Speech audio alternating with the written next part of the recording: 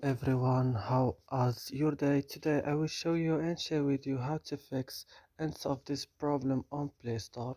Just watch this video till the end. So let's start. First, now you have to go and open the settings of your device or your phone. Then go directly to apps or applications. Here, as you can see, you will find all the applications that you have on your phone. You will search for Play Store. You will open it like this and then go to storage.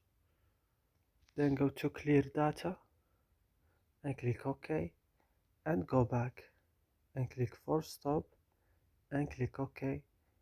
And now you have the last things is to restarting your phone, and you have to, if you open the Wi-Fi, you have to close it and turn on it again, and that's it, your problem will fixed. So I hope this video is helpful for you. Don't forget to like, subscribe in our channel. See you in another video.